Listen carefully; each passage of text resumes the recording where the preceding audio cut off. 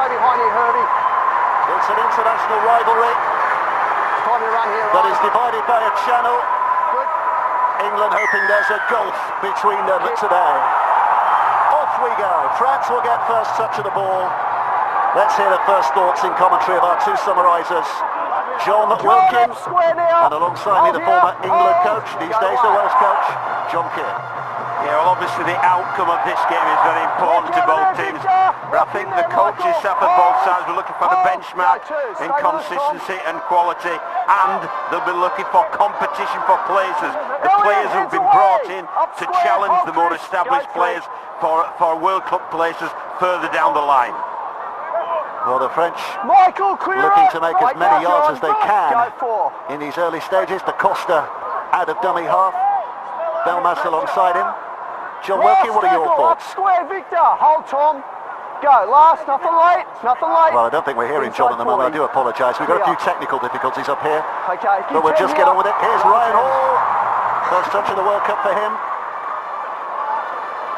He's going to be a big influence, isn't he? I mean, he is the record England try scorer, 35 tries in 38 appearances, but it's what he does in his own half as much as anything, John. Oh, exactly right. But talking about the competition as well, with Ryan Hall, with Young on the other wing, and the established player for me, and the best winger in the Super League competition, the English winger, is Tommy Makis. So there's two guys playing for one spot in my mind.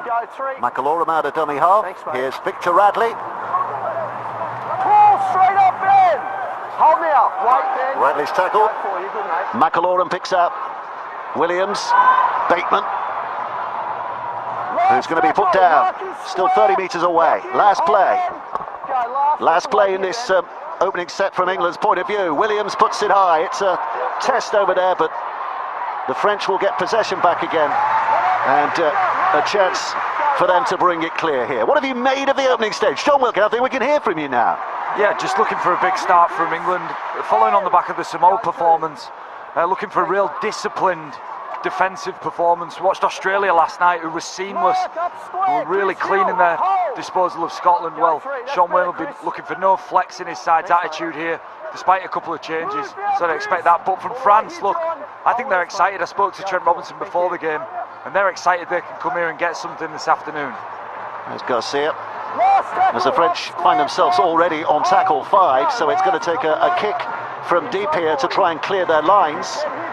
Good win in terms of defensive effort from England's point of view, and Dom Young, the newest superstar with his 2 tries last week, running it back towards that 40-metre mark. Yeah, Dave, in the early exchanges, inevitably people use a Parland's arm wrestle, but the way you can measure which team is slightly getting on top is where they're getting the first play. England are getting the first play in midfield, France more towards their own line. This is Williams skipping onto it. What an effort he put in last week.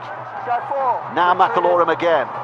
Bateman, who will just, on that familiar angled run of his, take England into a central position for this final play. Tompkins, it's going to be a little kick from Sneed. The challenge is on, it's not backwards, it's down on the ground. It's a real fumble-a-thon, and the initial knock-on was England's, so France get possession. It's a great kick from Mark Sneed. It's a great kick from Mark Sneed. That's what he's in the team to do, provide accurate kicks. But concerningly for France, the England outside backs on that set just got a roll on. Ryan Hall punching through the French line. Young, Watkins, it's a very similar pattern to what we saw against Samoa. The net result is you get a kick that becomes an attacking kick, and you get somebody like Ryan Hall to contest it. But Sean Wayne knows that comes through the back and the carries and the power from his back 5. But the pleasing thing for France, John, very much so, was the numbers around the ball. They realised the urgency of the situation. They worked real hard to get round there and defuse the situation. 11 of the 17 for the French today, by the way, played with Catalan this last year, so you know, they're no mugs. They are a side that finished in the top 4. They've been challenging for all the top honours over the last few years in the Super League. But maybe significantly, 2 of England's 17 also play at Catalan. Sam Tompkins and Michael McAlorum, who are pretty key characters in that England lineup. Canny piece of play there as well from France. Tony Guijo, he kicked the ball on tackle 3, play 4, in order to buy some territory and prevent this England stranglehold that's building. There's Young. Here comes McAlorum. Has a little look around, decides to go down that right-hand side. Callum Watkins carrying it well and with real good purpose. Inside the French half by a stride or two.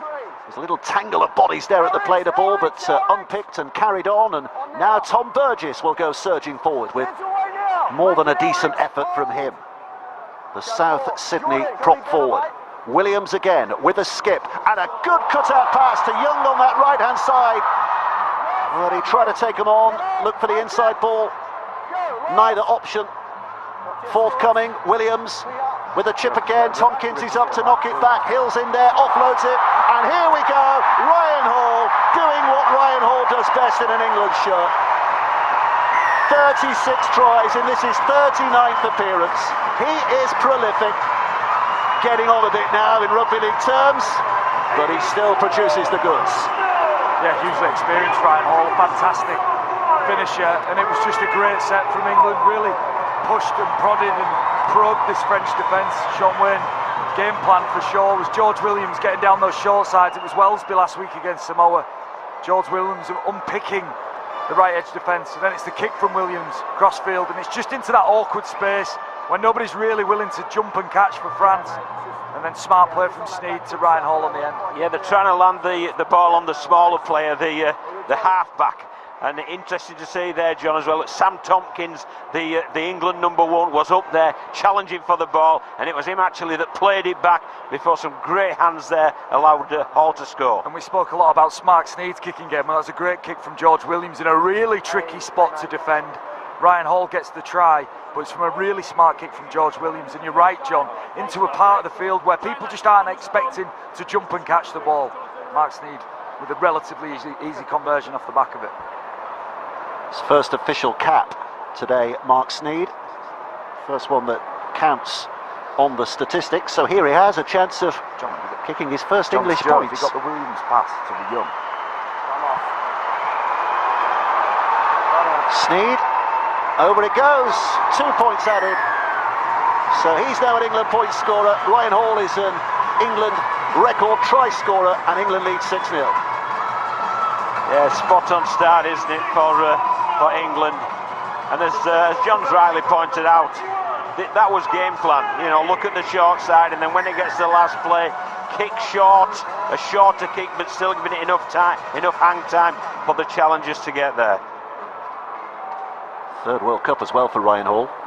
You see that story? He's been learning Debussy on the piano. He's a pianist, and he's been learning Debussy on the piano this last week to try and settle nerves. Of course he has, Rubik's Cube. He does piano. everything, doesn't he? He is rugby league's polymath. He is an incredible character, and he's lovely. He's a lovely guy as well. It's great to see him at this third World Cup for him and scoring a try. Here now comes Chris Hill, leading the line. Another who's been there and done it in England terms. Third World Cup for him as well. Burgess will push. French resistance just pushing him back a yard or two. McAlorum has a look up at one or two of his teammates, familiar faces amongst those ahead of him, and left it goes again for Elliot Whitehead, who's a former Catalan player, by the way. There's a lot of former Catalan players out there too. It's a real Perpignan connection. I'm sure they'll be having a get-together at the end of the game. McAlorum waits. Hill again. Hill will go charging forward. Tries to find the halfway line and does. Good push from him. But here comes the last. McAlorum spinning it back to Sneed. Sneed with another of those kicks, arcing it towards the left-hand side. It's Laguerre who's over there to catch it and can run it back, and England's line is good in the chase. Yeah, it's a powerful set from England. Worryingly for the French, they're just carrying the ball so strong.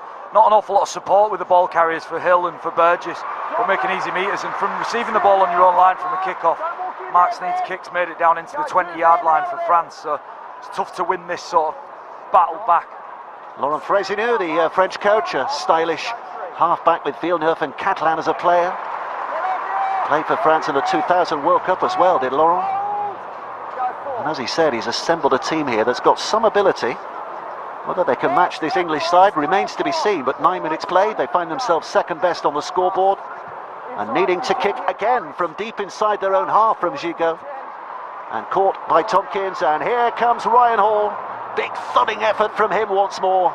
had those big men down the middle in the French shirts. That's a great carry, wasn't it, from Hall? But not only a great carry, when he hits the contact, he then uses his leg drive to get further metres as well. And tackle too, John, already on the halfway line. Yeah, I love it. Just coming out of a cannon, the England outside backs just hitting the ball with purpose and making yards and creating just tricky rucks. As a coach, as Burgess gets in, and they keep it alive here. 6 more, they got a French touch, and Farnworth now on this left-hand side, just looking for a route back on the inside, and in the end deciding to stick hold because England have 5 more tackles, 6 more tackles rather from here, because that was the 0. Here comes Radley, changing the angle of attack. Another 6, set restart. That's been knocked down, it's going to be another set.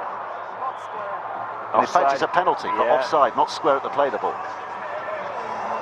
So I was going to say, John, as a coach, I mean, as confident as you are coming into a game like that, how much of a relief is it to get that opening try so early? Well, it's a great relief, and it ticks certain boxes, and England really have started well. But as from a French perspective, Dave, you'd be pretty worried because the game is absolutely, the first 10 minutes, been totally dominated by England, both with possession and field position. Well, here they come again.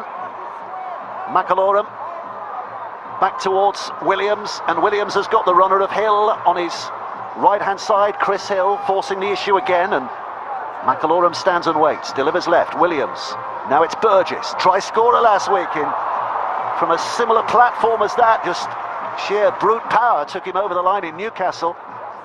Williams over the top, brilliant. Farnworth, here comes Ryan Hall again. Oh, Ryan Hall's in for a second. He's extending that record almost with every touch, and England fans are loving this. Yeah, it's really smart play from England. George Williams on this left edge. Look, defences can be passive or they can be aggressive. When the French decide to be aggressive here on England's left edge, well, George Williams just really smart to throw a cut-out pass, and it's this. Came off the Ben Julian knock on and not square at marker. That gave England the opportunity, and it's just a smart play using Sam Tompkins as a foil out the back. Great ball to Herbie Farnworth, and then Ryan Hall's in too much space, but beautiful ball there from George Williams. Yeah, I think the centre though, John, I think he made the ball carry his decision for him there. By shooting out so early, it made Williams decide I can go over the top, and that's exactly what he did to put Ryan Hall away, ultimately via Farnworth over in the corner. But that's the threat of Sam Tompkins, because he's such a threat out the back. You think, right, we'll go be aggressive and shut him down.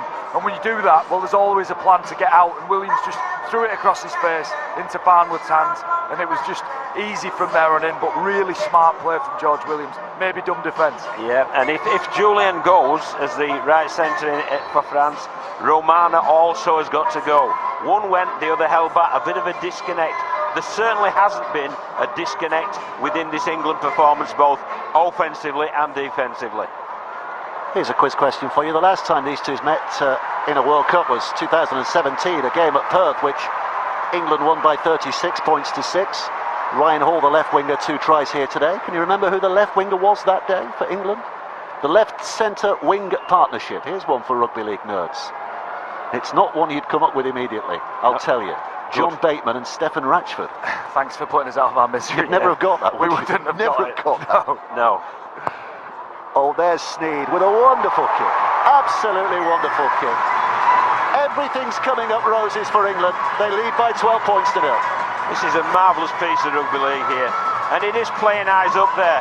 If you looked at Williams, as Williams received the ball, he glanced up and he realised what was happening on the French edge, and then his pass selection was superb, and it made it pretty easy for the blonde-haired Ryan Hall to cross to make his coach Sean Wayne a happy guy. Yeah, for your halfbacks who touch the ball a lot, peripheral vision's really important. George Williams just taking all sorts of cues off the French defenders about how they're going to behave.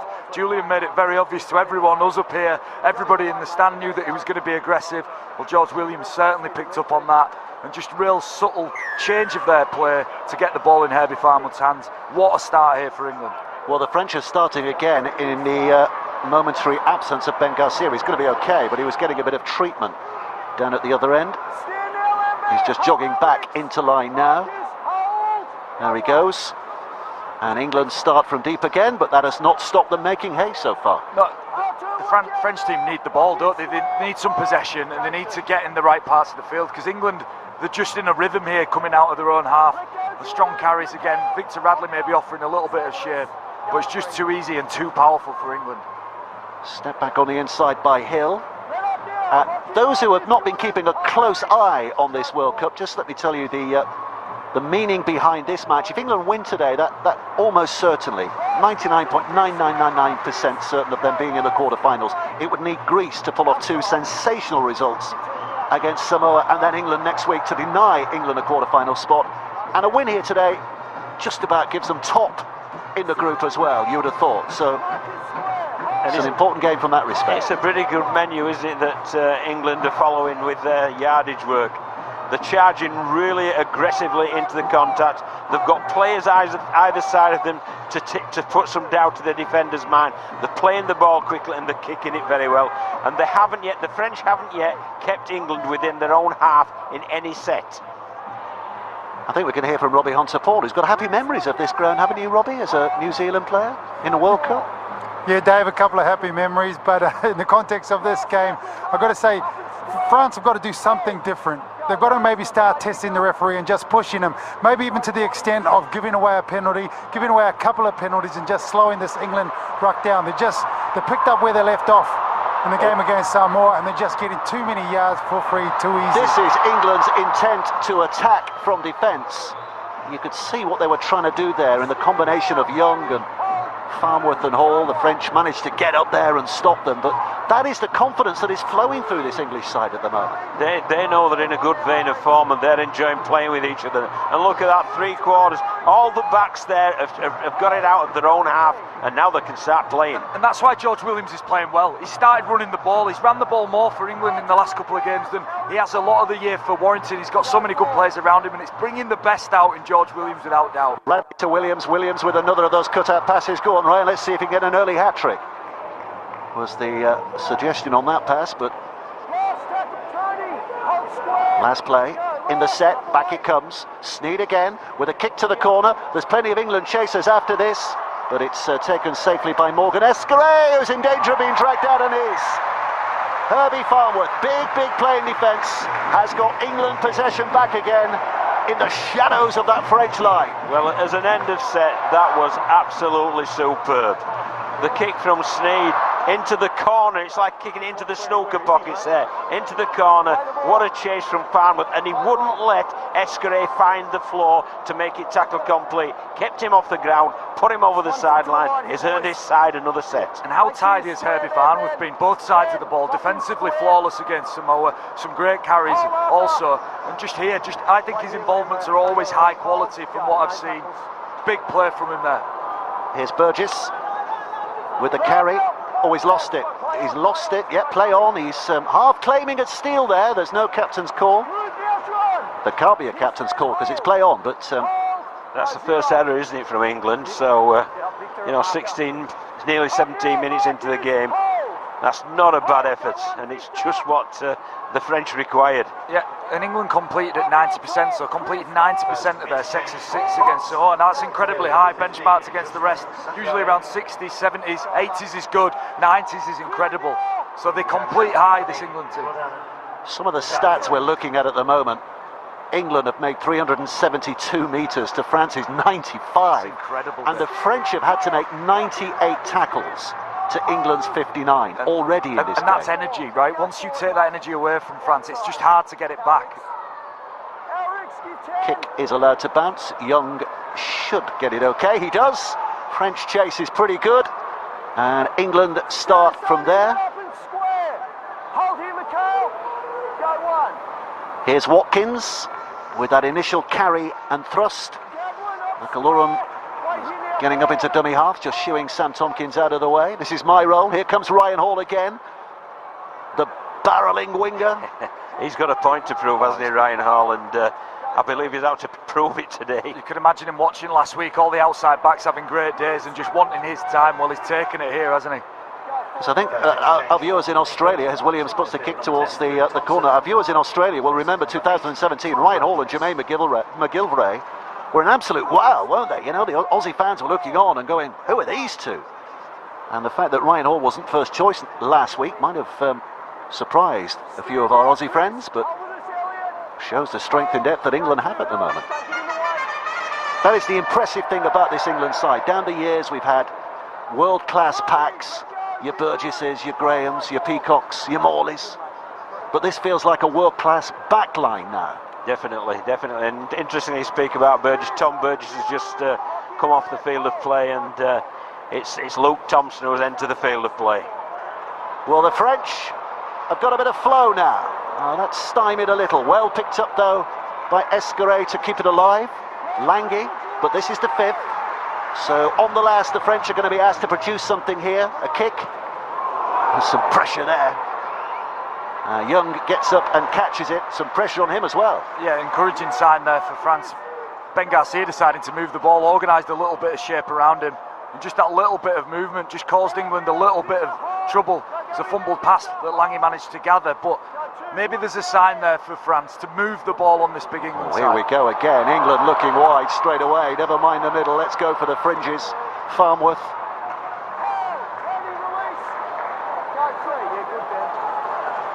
There's a great tempo to this England play, isn't there? Look at that metres gain. Look at that metres gain now.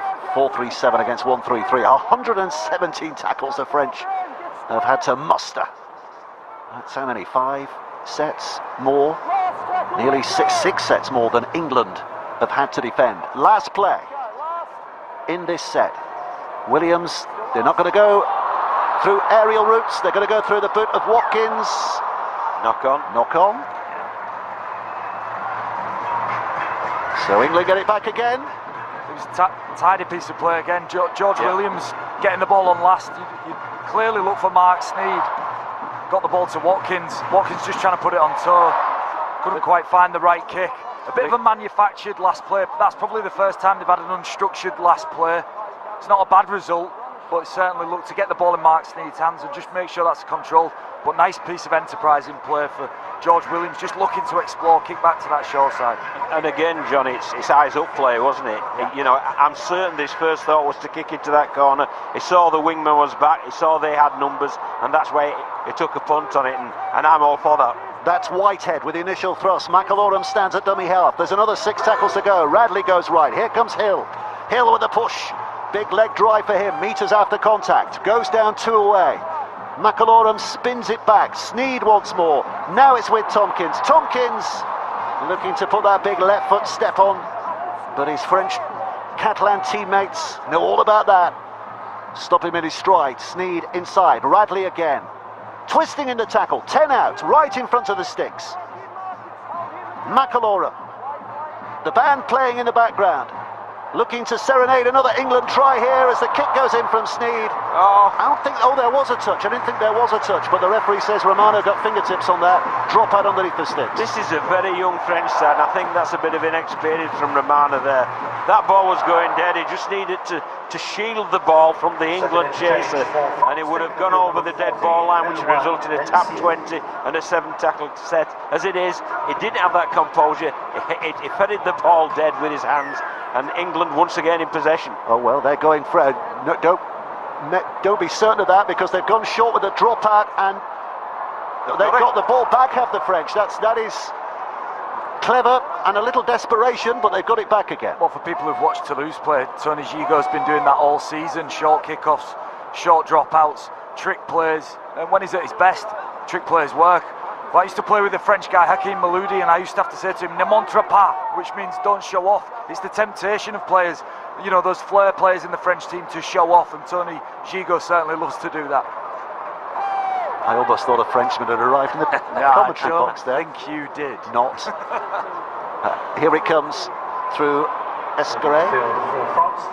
He's going to try, and again he's being pushed, and he offloads desperately.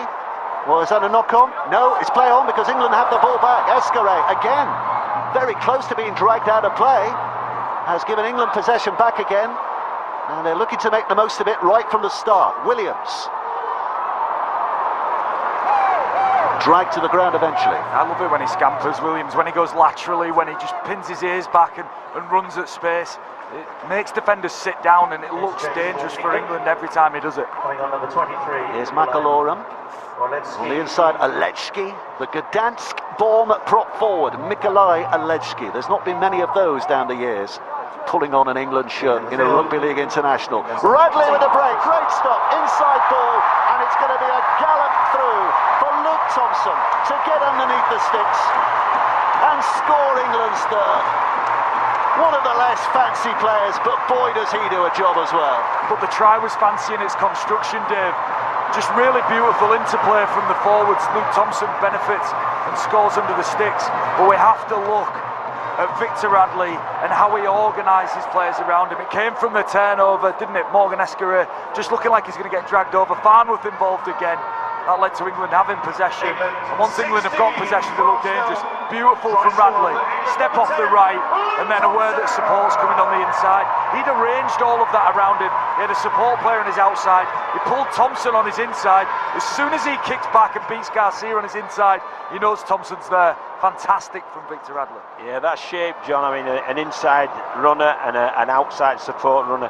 What it did, it made it a one-on-one tackle. It made it Radley v Garcia, and fortunately for England in that case, the footwork of Radley came to the front, and then obviously when you've got that shape either side, once you make the bus, you've got the support there as well, and that's a marvellously constructed try. He does have a surprising burst of pace, Luke Thompson, doesn't he, as well? He is quick for a prop forward. Pre-season testing at St Helens, he was the second quickest over 40 metres. That's in a side with Regan Grace, Tommy Makinson. Sneed puts it over, 3 out of 3. England lead by 18 points to 0. And this again is turning into a very special England performance. Yeah, without doubt, and this is just a different way to score points. You know, the outside backs have been incredible. Well, this is all about the big men and all about Victor Radley. Now he comes into the team to do this. He's a forward that's in charge of moving the ball and creating opportunities and nudging teams around defensively. Well, he does it fantastically well. Both him and Morgan Knowles in this England team, Morgan Knowles not playing today, are capable of doing that. But this man, Victor Radley, he's a special player. Plays for Sydney Roosters, man of the match in the last week's game against Samoa for some really telling contributions early on.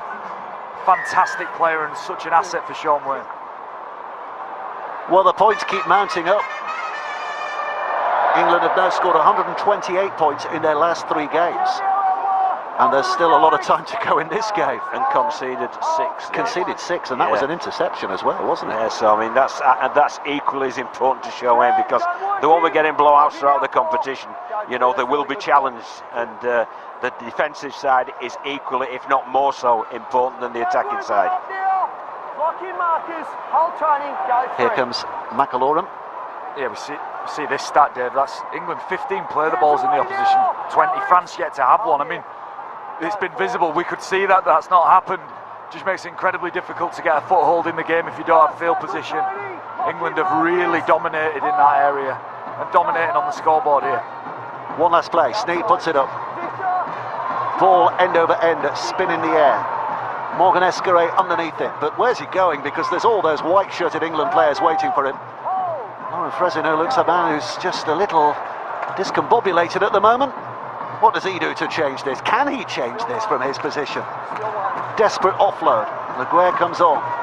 Well, you can certainly have a chat at half-time and suggest one or two things differently, but this is a young French side that is getting a lesson, and it's a matter that they need to learn pretty quickly, because principles of rugby league about possession and position, and England have been absolutely perfect. I just don't think France can compete unless they physically start to get in control of situations like this. England, 3 men in the ruck, rucks are controlled.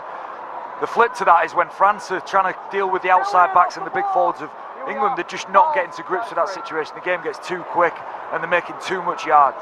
Pelissier on the field in the dummy half position now. Getting on the back of Sangaré here.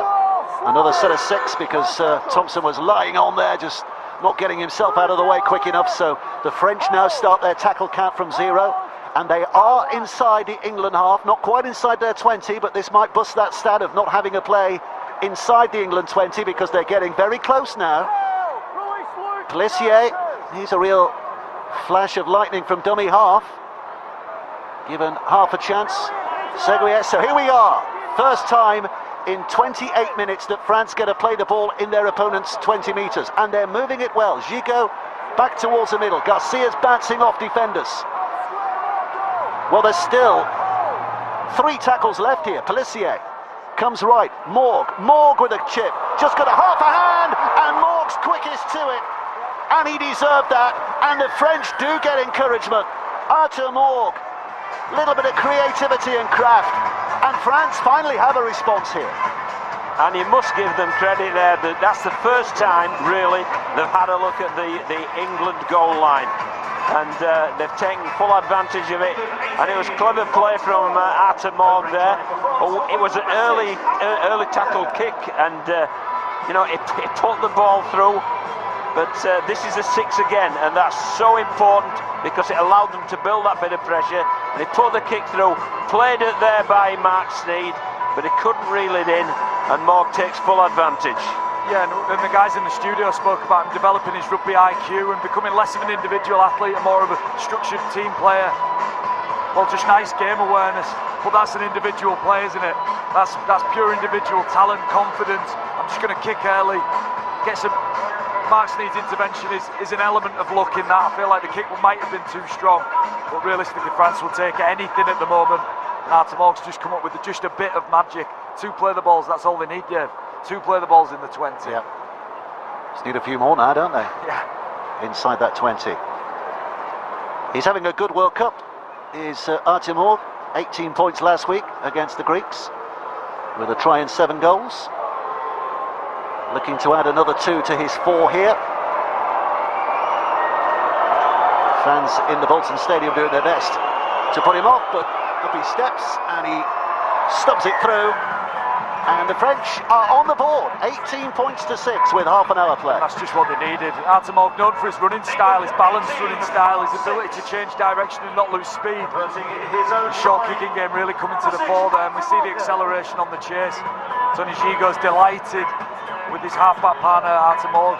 Maybe Laurent Fresneau could just feel a little bit less anxious about his side's performance. Maybe they'll just calm and relax into this one. But John, the challenge is still bringing the ball from their own half. It really is. England are restricting yards really, really well with their defence deep in the France half. And the challenge now, can the French get the ball up towards the halfway line within this set of 6? There's 2 ways to do it, is to carry it or to get penalties. In England, if they're going to let France back in, it'll be through 6 agains and discipline. Soria spins and plays. Pelissier at a dummy half, and he adds a threat there, doesn't he? England have got to be switched on around that ruck area. Well, both him and Da Costa are on the field at the same time, Dave. Yeah, so both of them. That might be one way that the coach, Laurent Fresneau, is trying to solve this yardage problem. 6 again, 6 again. There's another lift back into the game.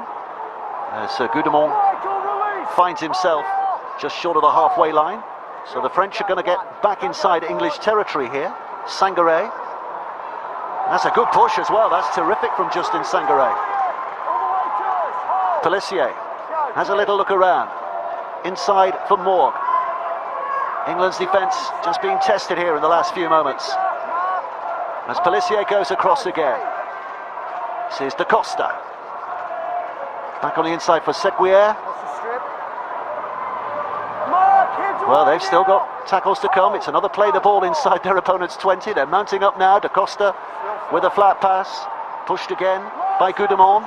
Last play. Pelissier's trying to cook something here. Just beckoning to his teammates. Off it goes from dummy half. He's going for the short pass for Sangaré to try and blast his way in. But second best outcome is that the French give up possession only a yard from that English line. It was a big tackle from Michael McLaurin. Went low on a much bigger man. Just felled the French front rower. Great defence. What we felt, we asked how the French were going to get yards out of their own half. Now, are they good enough to restrict England's yards? That's the next challenge. I love your questions. You used to be a French coach as well, didn't you? Oh, England have lost the ball. So the French have possession back again. That's how you do it. There's your question answered, John Keir.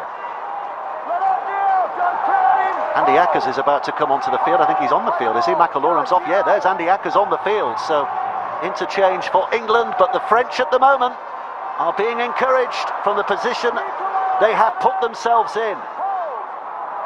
Now they're offering a threat. Pelissier is over to score.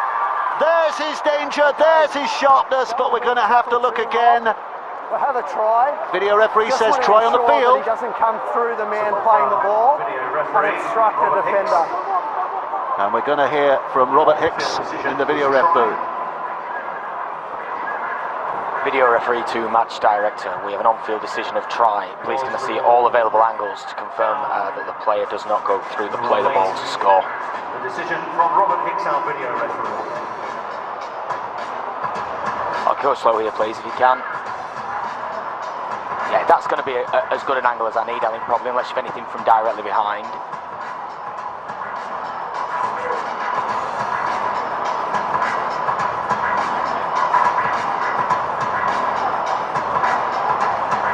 Okay, nice and slow, please. So he goes to the side of the play the ball. Live decision is try. Yeah, okay, and the farther right angle is the best one, and nice and slow, but once we see it at slow, I'll be able to make it pretty quick.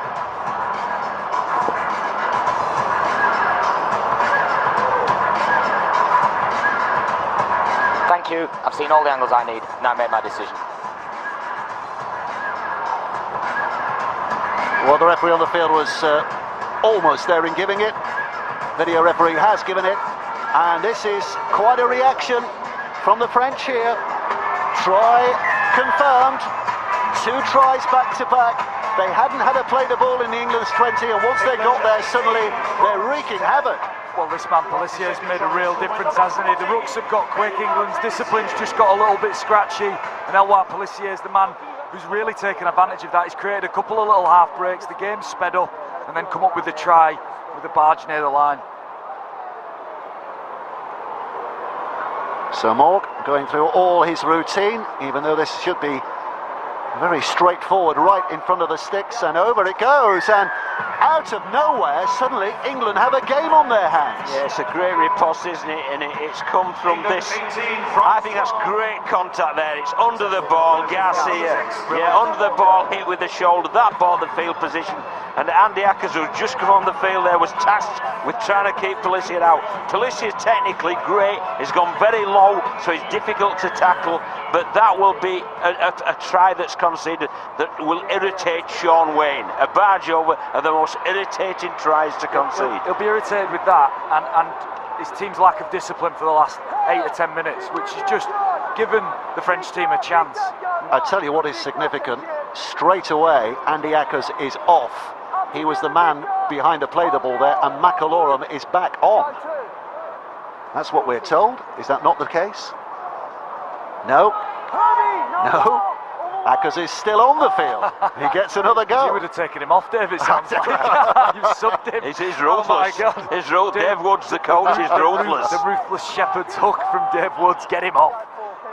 Well, he's still out there. Apologies to Andy Ackers as the French begin to move forward again now. But it's on the last play this time inside their own half. So Gigot with a kick.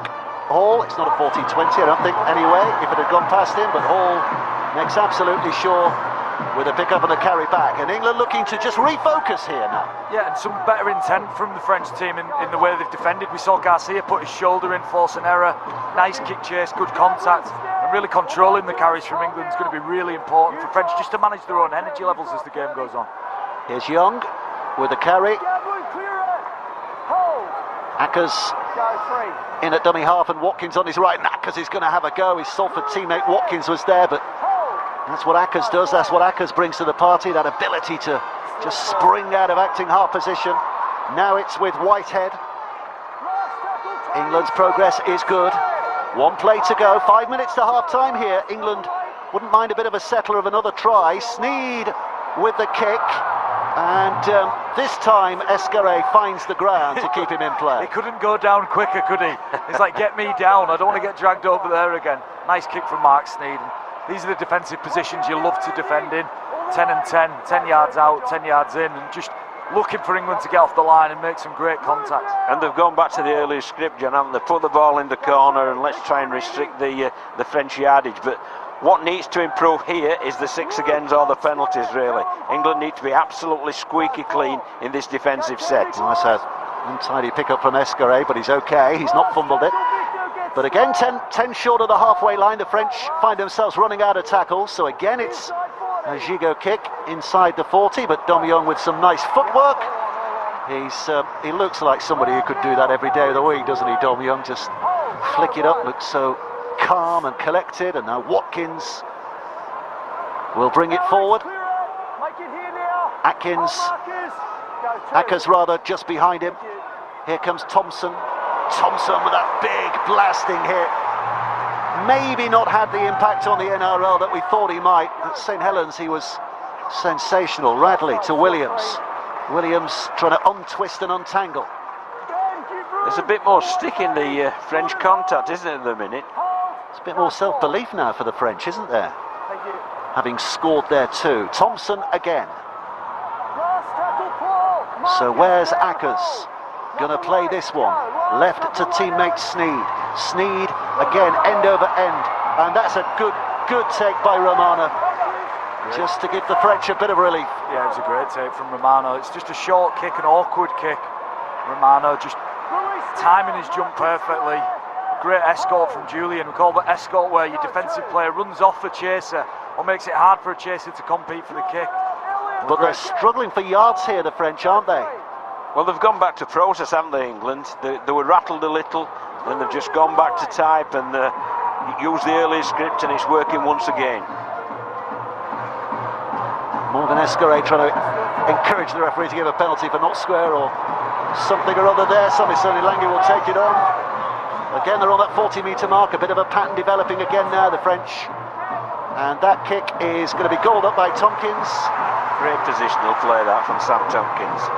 And I do think the key for the French team is to move the ball, to move England around. Every time they've just tossed the ball to Samisoni Langi there and chewed up 15-20 metres. They spent 4 carries and maybe made 15 metres just through a little bit of play.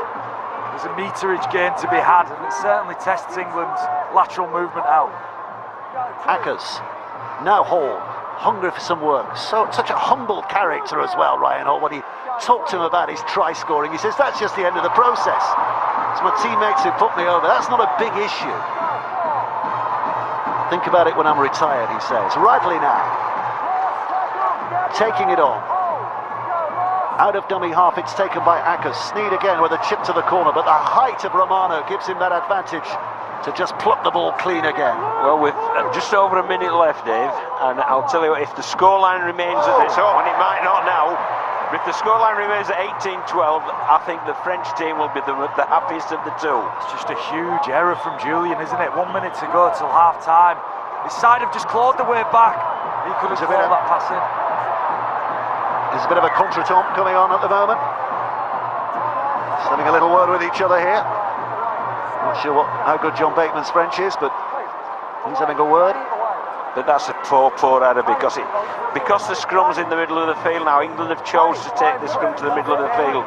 It will make it really difficult to defend. There's so much space from this point of view, and I'm certain England will overload one side and try and create a numerical advantage against the French defence. Yeah, whoever feeds the scrum often then loops round, doesn't it? Creates an extra number on one side. And certainly that Tompkins and all of his cohort are making a plan, hatching a plan behind the scrum as Tompkins shifts to the left. Really tricky wide spaces to defend, and look at the width of George Williams off this scrum. If we can get a shot of that, he's stood so wide. There he is, right-hand side, here it comes. That is Williams who takes that first carry. 40-odd seconds to play in this first half. That's time enough for a full set, you would have thought. And England on tackle 1, Watkins desperately close to breaking through. Back towards the middle again, and Aledzki down, but wanting to get up and play this as quickly as he can. 25 to go in this first half. Sneed goes left, the ball bounces up to Farnworth. Farnworth goes against the grain of the defence to look for an inside channel. He might just be finding one here, pops it over the top. Wrong man. Lange has it, and that should be the end of it. Yes.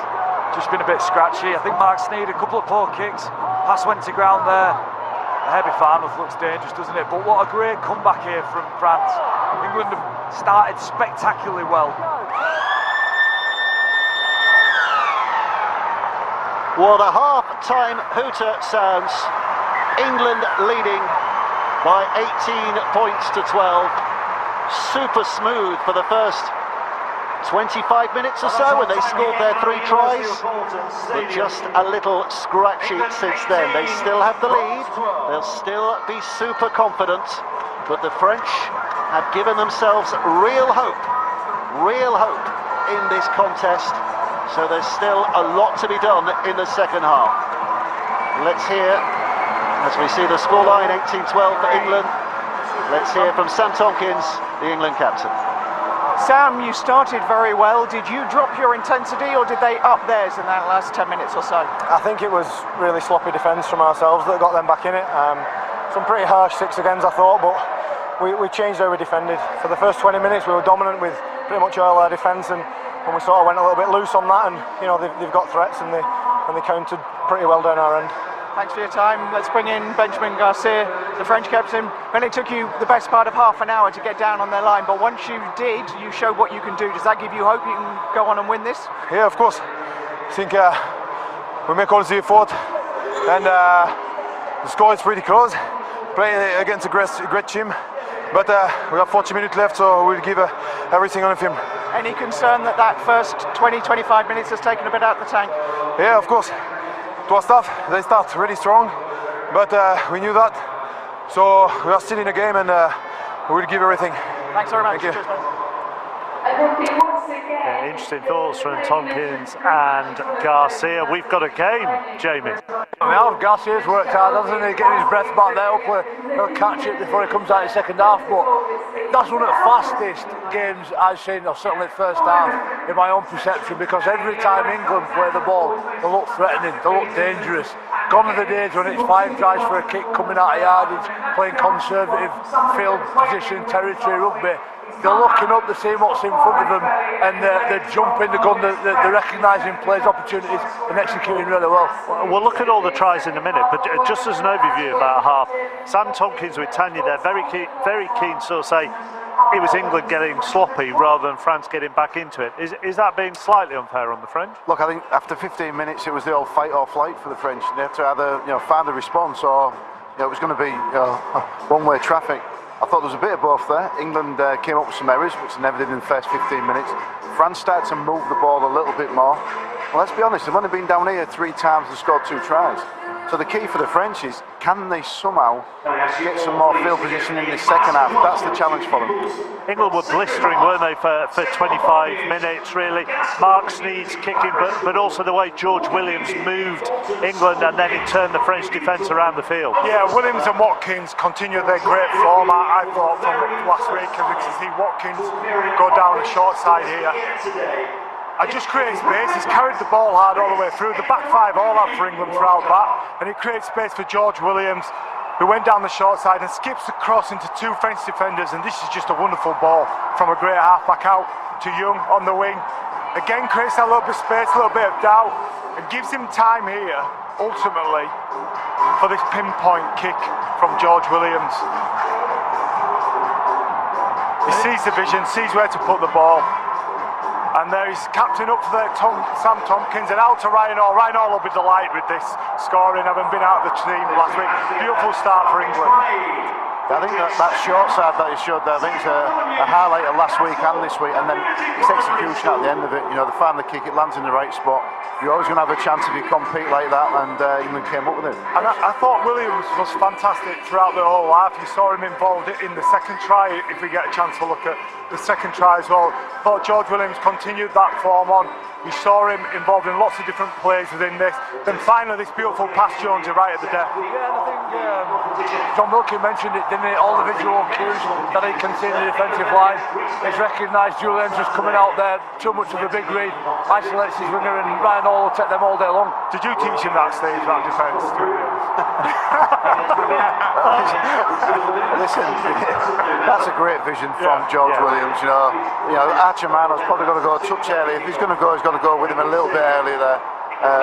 But there were short numbers, so everything was going England's way right at the start. You can see why he'd be angry here, wouldn't you? That the first 20 minutes, England only dropped the ball on the 17th minute. I can't see his face, but the body language from behind suggests there may be a rollicking going on I at the think moment. there might be some expletives. There might be probably a good job with some steam coming out. Yeah, but I talked about it before the game, didn't I? When you go in video on Monday morning, you don't want to be involved in those soft tackles. A couple of really soft ones, not least the dummy half barge over there. Andy Acker's involved. He wouldn't have wanted to be involved in that. But look, they've been really good, as Steve mentioned. Last week when they had Samoa down at St James's Park, there's a slight slope on there like a swimming pool.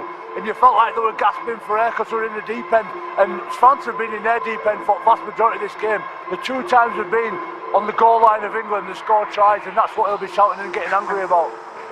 He's still making his point forcefully, should we say? The third England try. I think he's shown a bit of England playing well, and they were listening to what Sean was saying here. I just think Victor Radley's been one of the best players for England in this half, and I think it's his ability to go to the line with 2 forwards inside and outside. It makes him a real threat. Yeah, that is. It makes it a one-on-one. Ben Garcia just gets across the front of him there, needs to keep him on his left shoulder.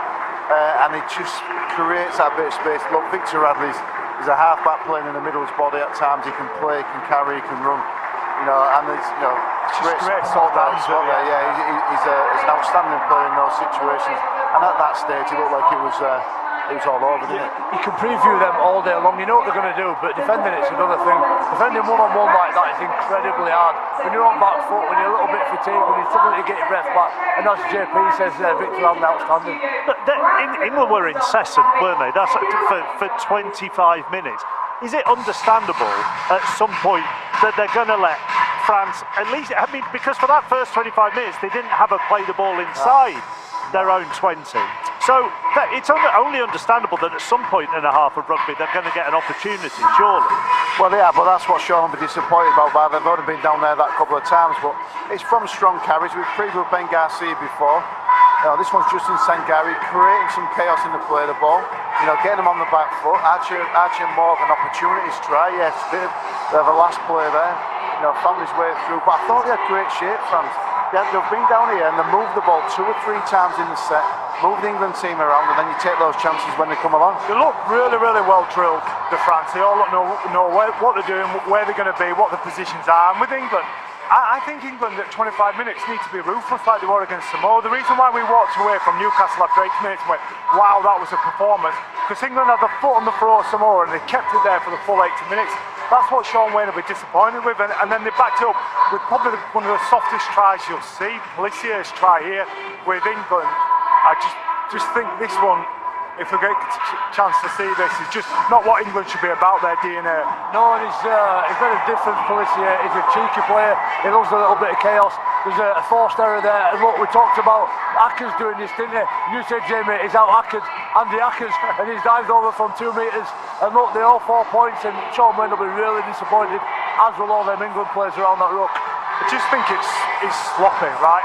Andy Ackers is a better player than that. Week in, week out in Super League, he plays consistently at a higher level defensively than that. But I think that was endemic of the second half of the first half. England were sloppy in a lot of things they did, and I think they lacked that discipline with the ball and without it, and that's why France are back in the game. But ultimately, I think that's a good thing for England, this test going forward in the World Cup, because not everything's going to go their way.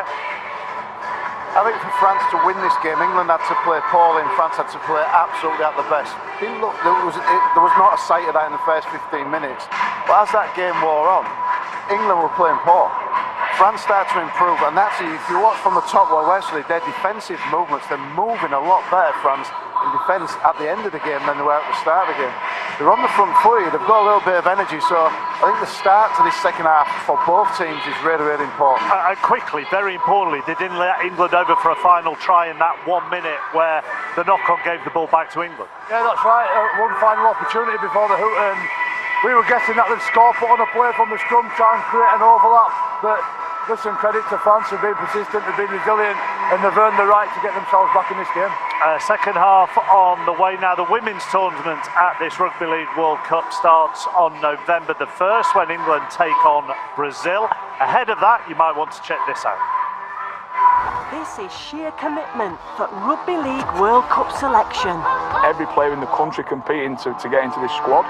Do your job and do it to the best of your ability. We don't get paid, we work, we train, we go gym in our free time. The pressure's on. Who will make final squad? We live and we breathe rugby league. We're better, we're bigger, we're stronger, we're faster. Let's show them. 1, 2, 3, Women of Steel. Watch now on BBC iPlayer. So that's available. Also available on iPlayer. Rob Burrow letting us into his life with MND. It's a very powerful documentary. Now the Physical Disability Rugby League World Cup starts tomorrow. Wales, New Zealand and England, Australia from 2 o'clock on the iPlayer. And stay with us on 3. After this game, we're going to bring you New Zealand against Jamaica in Group C from Hull. Let's go pitchside and join Tanya. Yes, I found a very interested spectator, Alex Walmsley, who would have been out there barring injury. What are you making of the match so far, Alex? Yeah, it's been a good tussle. Obviously, I thought we started really well, put in some good sort of early strides in getting the game onto our platform, but I don't think we'll be happy with the last 15 minutes, but I thought what we did in the first sort of 20 minutes was good, and hopefully we can see that in the second half. As a fellow prop, are you watching Justin Sangare and thinking, oh, he's going to be interesting to stop for these Rhinos next season? Yeah, he's been an handful. He has. He's been an absolute handful, and you know, as a pack, I know we won't be happy with how we've sort of defended against him. He's got to muscle up. He's a big, strong, athletic kid, and he runs hard. So yeah, we need to tighten up there, but he's sort of, I suppose, led that forefront of the France attack, and they've got some drive at the back of him. What have you made of the atmosphere here?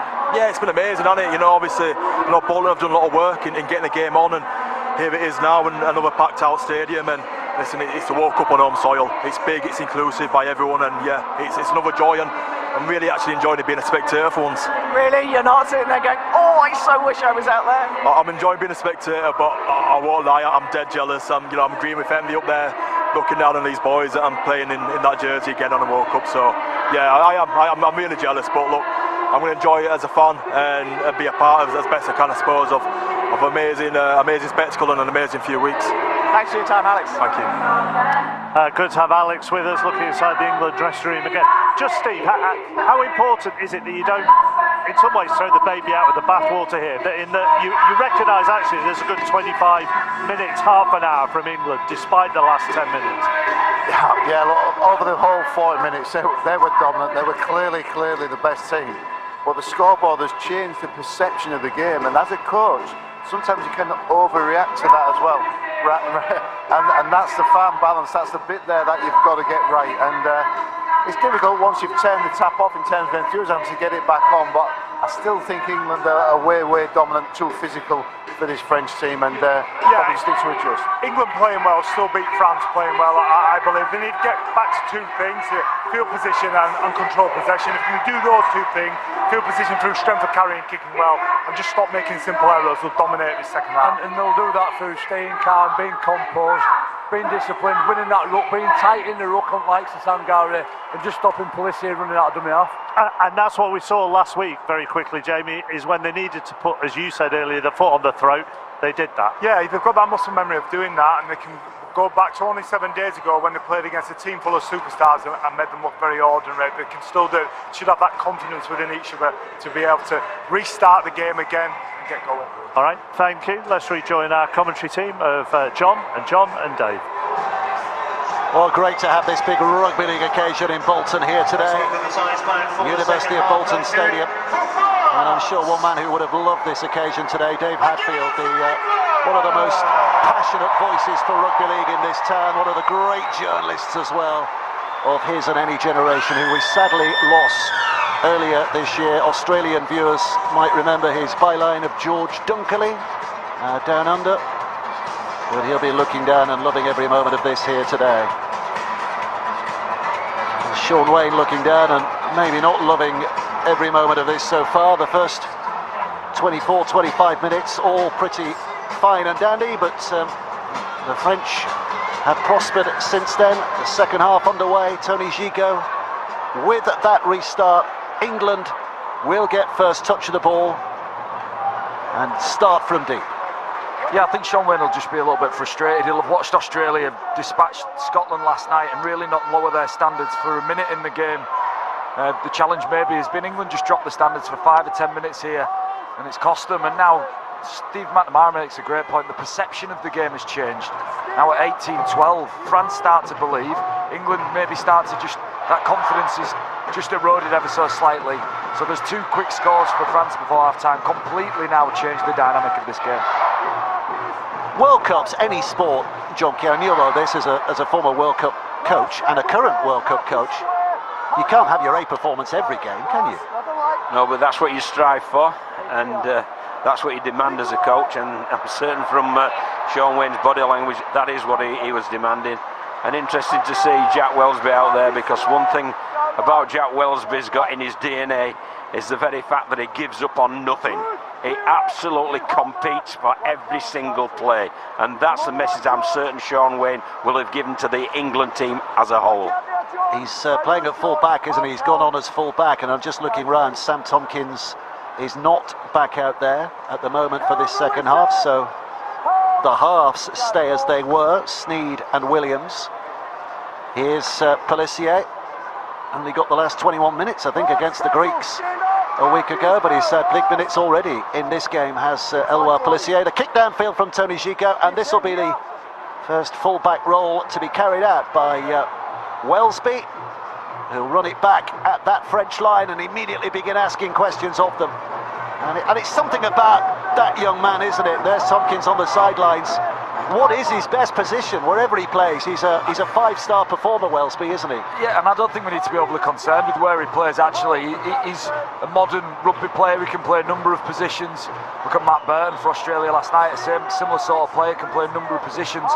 What I love about Jack Welsby is he gets his hands on the ball. Whatever position he plays, he's involved, and he goes looking for action. And that's why he's usually around when big things happen. Aletsky with a drive. Ackers stands at dummy half. Switching towards that left-hand side. Williams, a little skipping, stuttering run of his, which just puts a few doubts in opponents' minds. Sneed now on the end of it, puts the kick up. Farnworth's after this. He's towering over the fullback. Escarret keeps it alive. England desperate on this 6th tackle, and somehow Seguier comes back and intercepts. Well, England were desperate, but were the French desperate there as well? They worked so hard to get numbers around the ball that when the ball was popped out of the collision there by an England player, there was a French player just looking there to claim it. And just look at the numbers of blue shirts there on the screen. Yeah, it's encouraging, isn't it? That's fight, that's desperation. That's all of the things that'll please Lauren Fresneu's, his side's willingness to scrap and stay in this game. You know, they could have thrown the towel and 18-0, the game was done, but they've not, they've had a dig. This is a group that at the moment looks wide open, doesn't it? You know, the French could yet spring a surprise here on the English. And the way Samoa turned out last week, the French might just fancy themselves against Samoa as well in a week's time. Here's Hall, looking to return with a little bit of interest, and he has a real muscular effort as he brings it in. Welsby picks up at dummy half.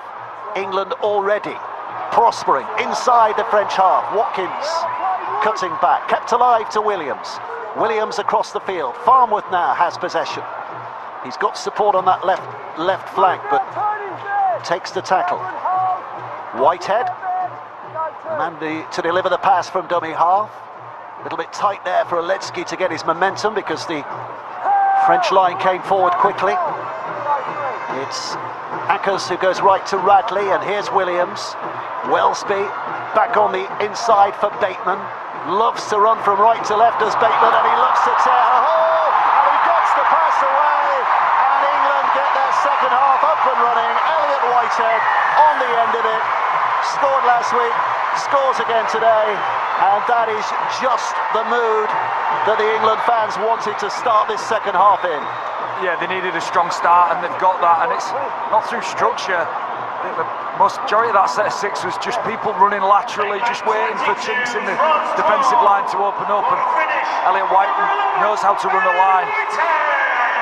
And it's through a little bit of ball movement, but then what I love about England and love about John Bateman is when he just goes exploring, he just goes wandering, sees what happens, breaks one tackle, suspect There's a hint of a forward pass. It's very close to a forward pass, wasn't it? A hint, was it, John? A hint, a smidgen.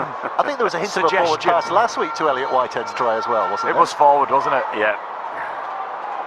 But it's not forward because it's been given as a try, John. So yeah, I know. It's not forward. Fine, it's not forward. It was great play from John Bateman, regardless. Just again, when he's at his best, he's running and challenging the inside of defensive lines, really taking defenders on. He's done that there. A fantastic instinctive piece of support play from Elliot Whitehead.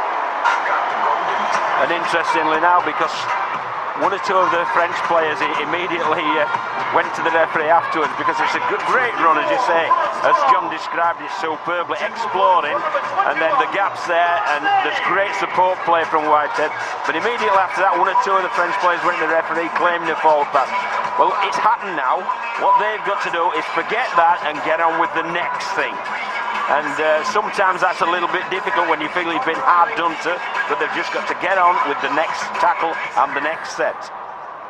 So Gigot will restart with a kick. England getting the ball back and looking to get a bit of a roll on again, just as they did in the first half. That opening 24 minutes was pretty good, and they're looking to revert to type again here in the second half.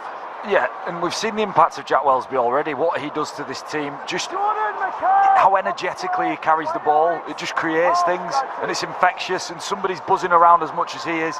Other people get involved in it. John Bateman gets involved in it. Jack Welsby can just infuse people around him. That's one of his best traits. 6 again, I believe it. Yep. So England roll forward again. Radley in a battle with a couple of the Frenchmen there to try and get his body released as quickly as possible, so play that ball as quickly as possible. Here's Welsby. Inside the French half. Akers to Williams. Williams out to Bateman. Bateman again. Trying to take them on.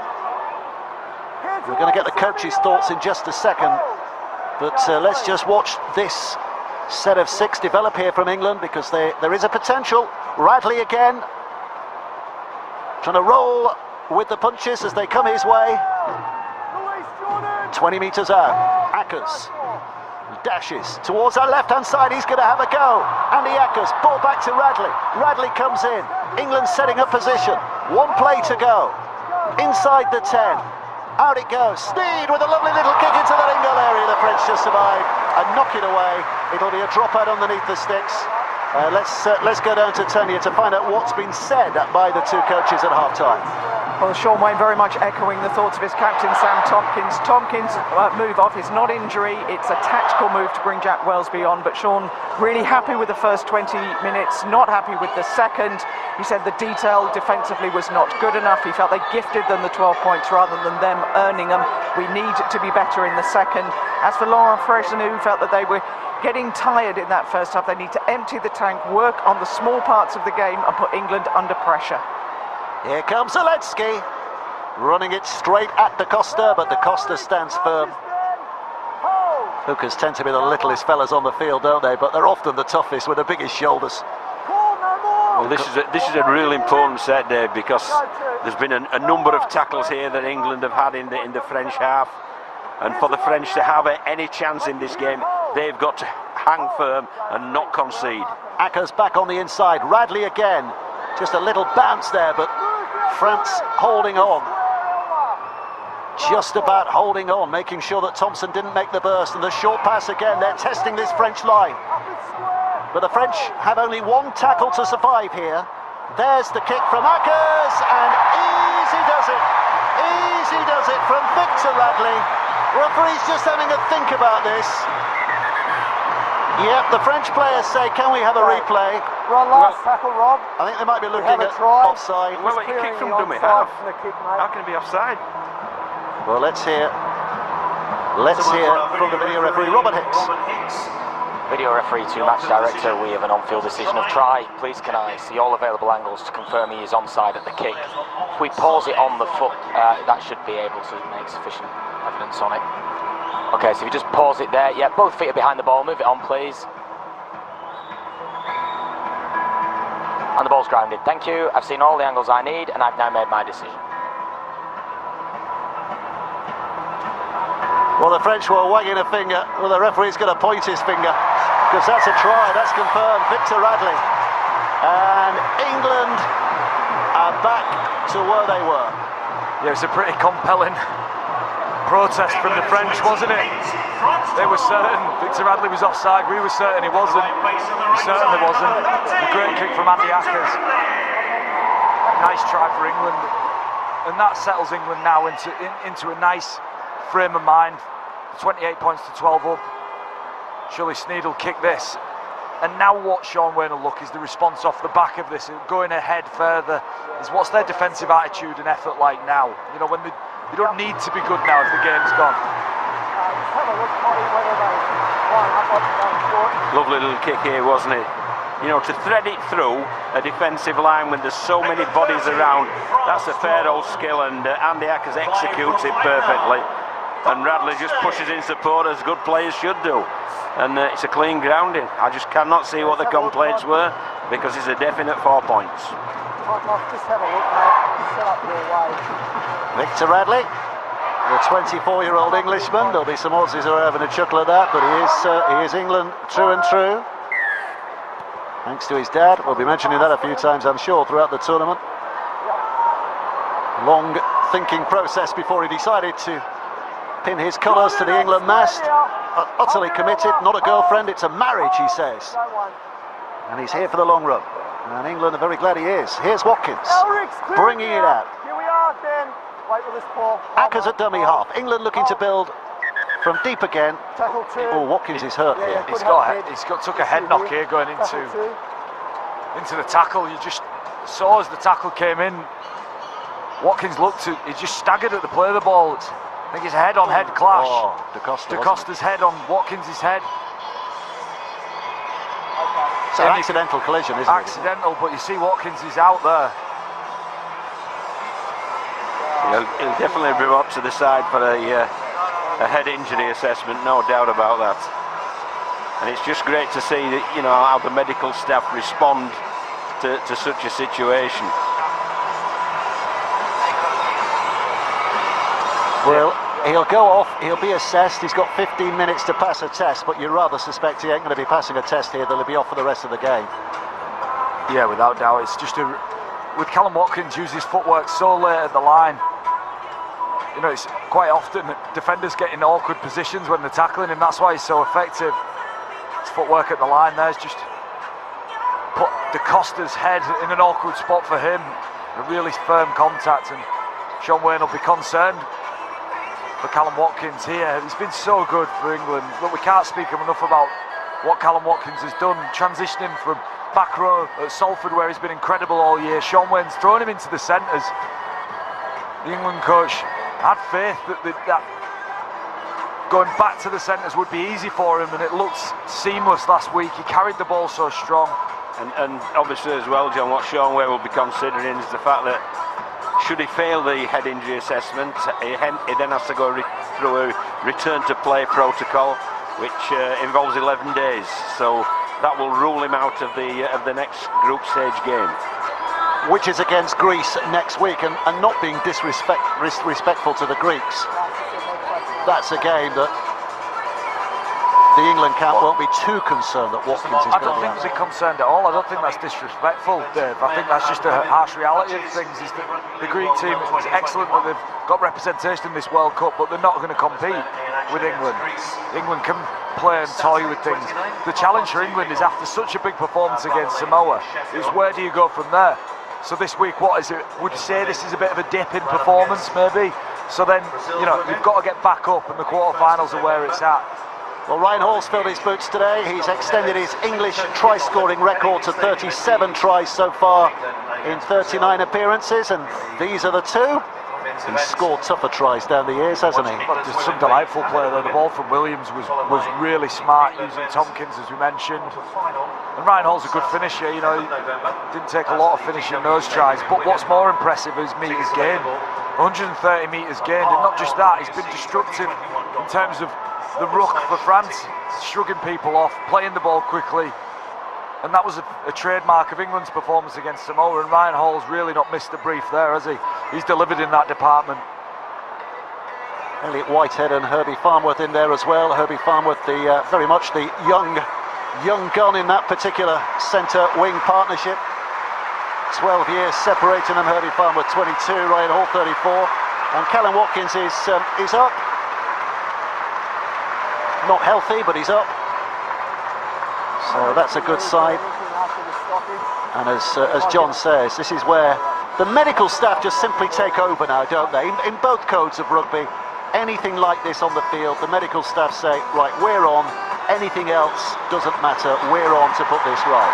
Yeah, they're trained to the nth degree to deal with such situations, Dave, and they do it very, very well indeed.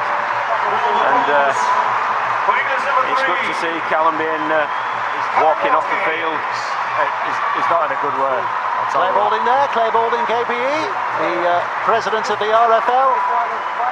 Simon Johnson, the chairman of the RFL, in there as well. And there's Professor Chris Brooks with his spectacles on, one of the most highly qualified, most respected of all medical staff in world sport, never mind rugby league. Well, it just goes to show as well Jack Wellesby's value to the squad. Not only did he go on and pep them up straight after half-time, he's now gone out into the centre, Tompkins the full-back, and Wellesby into the centre to cover for the absence of Callum Watkins. It's just a mistake here from Radley, though. It's given French possession. Jack Wellesby, as you said, look, he can play anywhere. Just play him anywhere, just get him on the ball. It's a poor pass from Andy Ackers just behind Victor Radley. Come up with the error, and then well, France, very much like the first half, not had an awful lot of possession. In that first half, as soon as they did, they really took advantage of it. And they're going to need to do that now here. It's a long break, isn't it? Quite a long break there. Yep. And it really is a case of both sides just really digging in and refocusing here after that long break. You need intensity after a break like that, and you need your leaders to just bring that intensity of effort, of movement, of contact.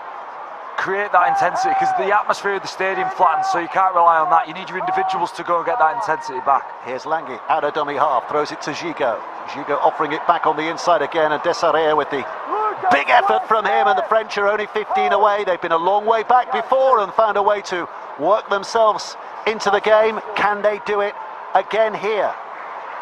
Or can England lift in defence to just deflate the excitement? Has to go back and play it from where he was tackled. Here's Da Costa. Da Costa now. He's trying to push his way through. England's defence firm at the moment. Pelissier to his right-hand side, and Desarriere with a big push. Big effort from a strong front rower. Pelissier spinning it back. Morg. Now the kick from Gigot, patted up in the air by Wellesby. Where's it coming down? Eventually it's going to be Dom Young who puts it out of play, concedes a drop out underneath the sticks. Yeah, and I just think if one thing England have maybe got wrong, we see the kick from Gigot, Dom Young manages to bat it out. I think England have just got their defensive process a little bit wrong. There's too many French players just falling through tackles, you know, finding soft parts of people's shoulders, dropping through the line. And I think that's what Sean Wayne will be disappointed with, the detail of the contact. Their first up contact has just maybe not been at the level it was in the Samoa game. Garcia with the initial carry. Pelissier out of dummy half, another set of 6. Too slow at the tackle from England to get out of it, so that's why the French have got a little extra tackle here. Da Costa lines up. Gigot. Just another effort, another one of those big efforts from Desarriere. He's carried it well, hasn't he, there? Well, I'll tell you, the reason, John, I feel he gets through the other side is his late footwork. For such a big man, he's got absolutely sensational footwork. Yeah, Ledsky could be in trouble here.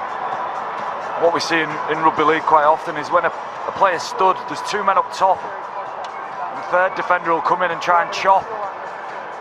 It's frowned upon amongst the playing group if you get that wrong, if you go too low. Just buckles Desiree into an awkward position. So it's part of the technique and the practice that we use, but it's got to be controlled. The referee's having a look and deemed that there's no control there from Ledsky. You know, if we're talking about the contact and the defence, I think you take McLaurin out of the team, Chris Hill, you know, is not on the field, and once you start putting other players in there, so that incident on report here, so the World Cup disciplinary panel will have a look at that during the week and decide whether Mikołaj Lecki has a case to answer, and he could find himself suspended for future games. He might not, they might say it was fine, but the referee declining to make the big call on the field, throwing it forward for another day. Pelissier at dummy half here. The French again are just encouraged, and it's another one from Desiree.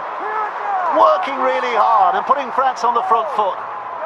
Pelissier, out it goes. Short pass from Morg. They're trying to drag themselves over in the shape of Garcia, but he's pulled down by this England defence and having to work hard here, England. Good test of their defensive mettle on their own line. Pelissier again springs it back, taken by Gigot. Big hurl of a pass behind Langui. Langui has to go back and pick it up, but look how well he's done. And offloads to Escaré. Escaré on again.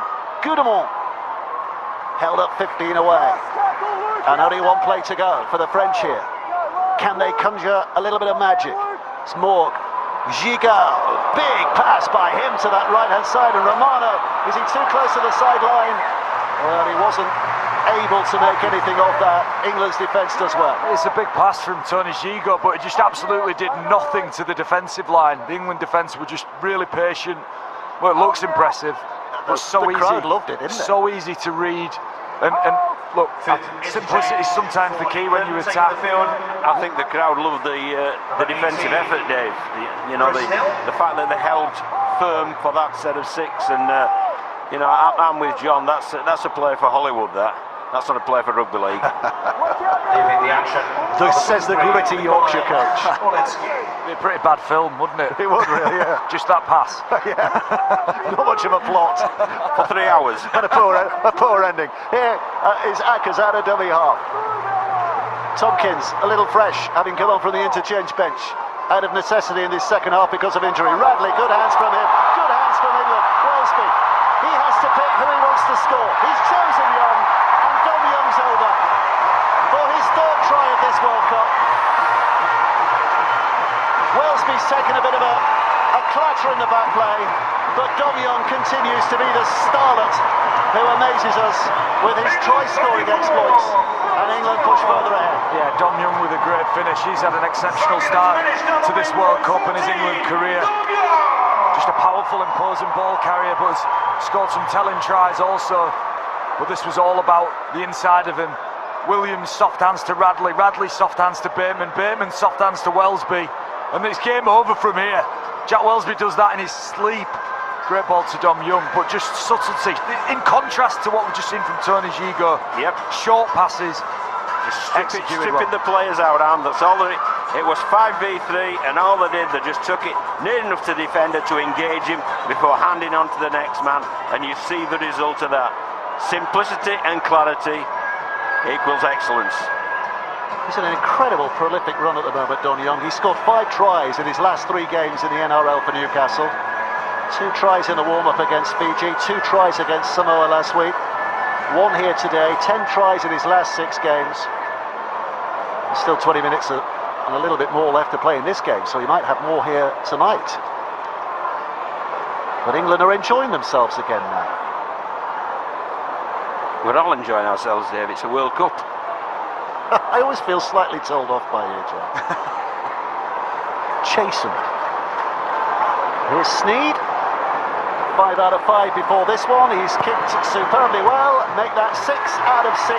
36 points to 12. England lead, and they will say that's more like it. Yeah, absolutely. You speak about Dom Young and how many tries he's scoring. Well, I think it's difficult not to score tries when you've got this man on the ball, Jack Wellesby. He created tries for Dom Young in the Fiji game and the Samoa game, and the subtlety of hands on the inside creating a try for Dom Young there, without doubt. 6'6", very athletic, great finisher. But that man in shot, Jack Wellesby, and that man Sean Wayne will be delighted with that execution.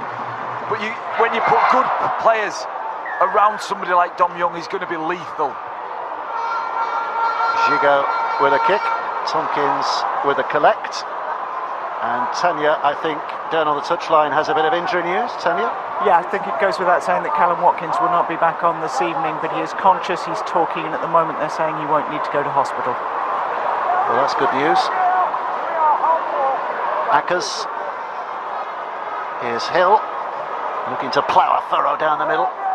Chris Hill.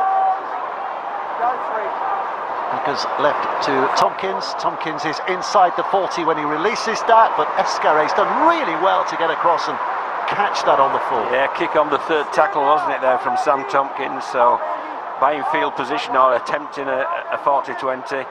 And do England look better when Chris Hill's out there as well in the middle? You know, that's the thing that Sean Wayne will be asking himself when he's looking to the future of the tournament. Yeah, and I think you take Morgan Knowles added a load of intensity.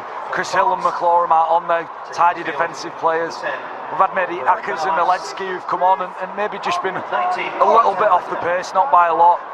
So the real small changes in the team make a big difference, and I think that's one of the stark contrasts. I thought for Australia they changed things and their standard probably went up, but England just had a little bit of a drop in their standards here, but nothing too alarming. Well, that's a towering kick from Gigot, but Tompkins has taken it well, falling backwards as he came down, protecting himself from those oncoming French forwards led by Goudamont. Hall struggling to get this play the ball as quick as he can. Farnworth now putting the footwork on as he tries to push himself through. Ackers at dummy half. He's got good game time here, hasn't he, Andy Ackers? He'll have enjoyed himself out there. This is Bateman again, who's certainly enjoying himself, almost pushing a hole through that French defence again. On the back of it, Ackers will go having a look. Last play, Tompkins.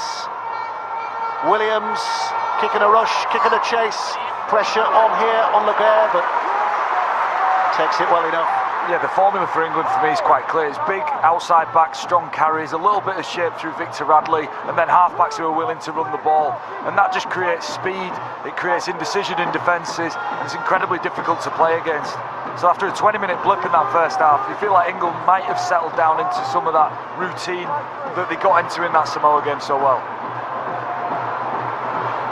France just through Seguier, just trying to get themselves on the front foot again here if they can, but from deep inside their own half that's difficult. Da Costa snapped up by that eager and willing English chase led by Hill.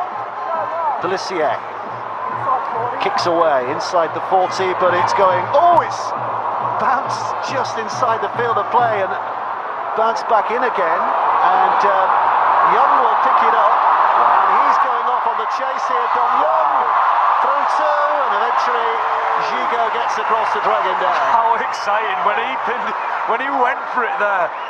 It's just a sight, and we've probably not seen him get up to full speed. Well, he certainly got close to it there. He overtook a pigeon there, John. Hall gets up and plays. Tompkins now across the line. If they're hoping to find Dom Young out there, they won't. He's still getting back from that run to the left. So Bateman taking the tackle. England looking as though they're in the mood for more points here tonight. They really do.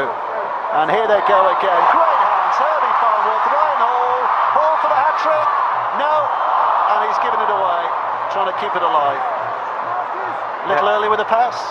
Well, yeah, it was a nice play, wasn't it? I think he got down to Ryan Hall a little bit too soon from Herbie Farnworth, but he's probably thinking, look, I'll put Ryan Hall one-on-one with Morgan Escarér and I'll win that battle. Yeah. It was actually great scramble defence from France, and one thing Laura Fresno can be delighted with, and John Kay mentioned it, is just getting numbers in the frame in desperate situations. Look, they're way behind on the scoreboard, but certainly still fighting here, Dave. A look at this English defensive effort again inside the France 20. Just giving them no escape route whatsoever here. Gigot's boot. Well, it's a 20-40 if it goes out of play, but it won't go out of play because Tompkins is across there. So that's a new rule, isn't it? Newish rule. We know about the 40-20, but the 20-40 figures as well. Kick it out from inside your own 20, and it goes out beyond the opposition's 40. You get the ball back. So as a defensive ploy, when you're under pressure like the French are, that's not a bad get out of jail card. But it's a great rule there, because what it does is it rewards exceptional skill, because that's a pretty difficult thing to execute, is what you just described. And although Gigot went for it, he failed. And interestingly now, Tom Burgess is back out there with Chris Hill, so they're back to the starting props. Tompkins again delivers that quick pass away. Ryan Hall, that was a forward pass. I think every French player, or most of them, stopped there to tell the referee that was forward. The touch judge on the far side said it was. As the break was happening, they were all running, screaming that it was offside to the referee. It's nice soft hands from Sam Tompkins. It's really difficult under pressure from Artur Romano to get that away and it be executed well. Sam Tompkins has become a master in those tight situations where defences are aggressive on him. Sides always try and shut him down. He knows he's come up with an error there, but excitingly, England creating opportunities, creating numbers, creating overlaps. And the combinations within this team look dangerous when they've got possession. Da Costa.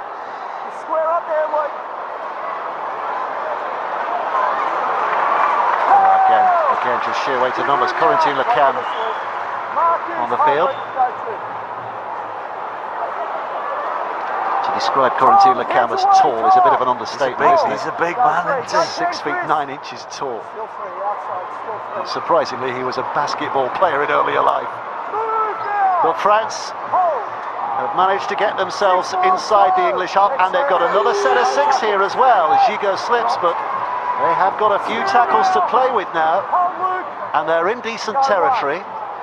Da Costa offers it back for Belmas. Elliot, up together. Here we are, Chris. Felissier. Da Costa to his left.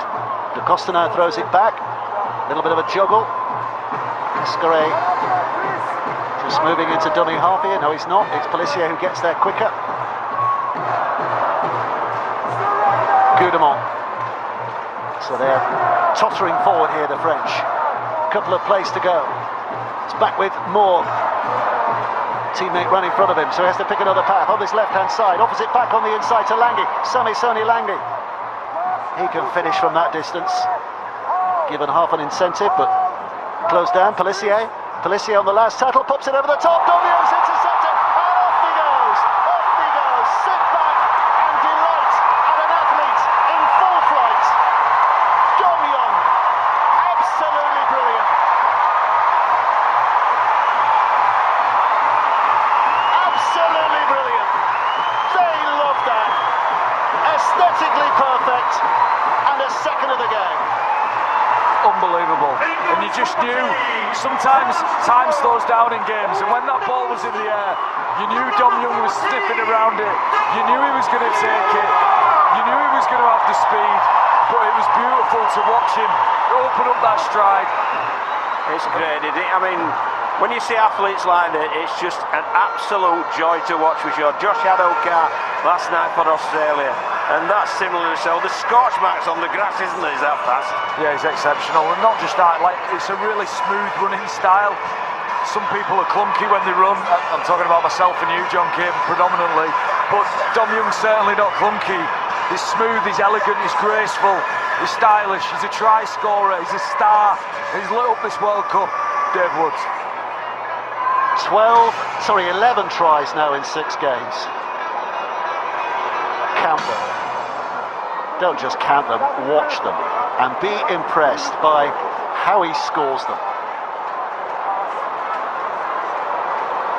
Sneed with a 7th attempt here of the day. The crowd are still buzzing, Dave. Oh, they loved it, didn't they? They absolutely love that. Whatever your sport, whatever you enjoy watching most, when you see something like that, you cannot help but be impressed. 7 out of 7, 42 points to 12. England are in a comfort zone, and he's helped put them there. There's Felissier, who's been dangerous for France. Just trying anything, trying whatever they can. And that acceleration was explosive. There's nobody who could catch him. And the joy on his face, the relief on his face. But we saw him open that stride for the first try against Samoa, and what a way to start the World Cup that was. Wouldn't it be amazing? He'll dare to dream if that could be the end of the World Cup, and that's Domyung in a World Cup final scoring for England. You're getting ahead of yourself, John. Sorry. You're getting ahead of yourself. Let's just enjoy the moment. Always projecting. Let go, French! Let go! 12 minutes left to play. England 42, France 12. Here's Burgess. Wow, what an excitement, what a thrill machine this fella is. He's going to be a superstar at the end of the tournament. Here's Herbie forward. Forward's up and running. Tries to flick it away. Picked up by Akers. England keep possession. And look at the position. And they've still got tackles in the bag. Williams, they're working it right. There's an expectation. Tompkins, charge down. It'll be the start of the set here as Williams drops on it. They've lost some ground, but they've gained extra tackles. Oh, it was smart from Sam Tompkins. Morgan Esquire was trapped in the ruck. He was still in the ruck, so Sam Tompkins and Wellesby got themselves organised, spotted some space, just couldn't quite thread the kick. They're an exciting team to watch, John. They really are. I think they assess the numbers on the opposition defensive line and they overload, and then they've got the skill with the hands to go through. They're making great decisions such as that attempt there by Sam Tompkins with the kick. They're just a good team to watch. They've got two halfbacks who want to run the ball. Jack Wellesby's playing centre here, but he'll play in the halfbacks in the big games for sure. And him and Williams want to run the ball. They're a threat. They make defences accountable, and that makes them difficult because tries can come from anywhere. Oh, Farnworth just got a French hand to deny Hall a hat-trick, although he still had Morgan Esquire to run over the top of. But it's out of play. England get it back again here.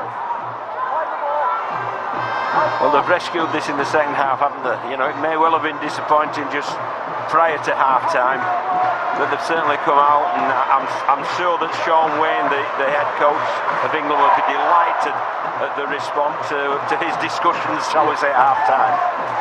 Burgess with the drive, Akers stands and waits a dummy half. The stadium here at Bolton is ready to explode again here. They want another try, they want more points.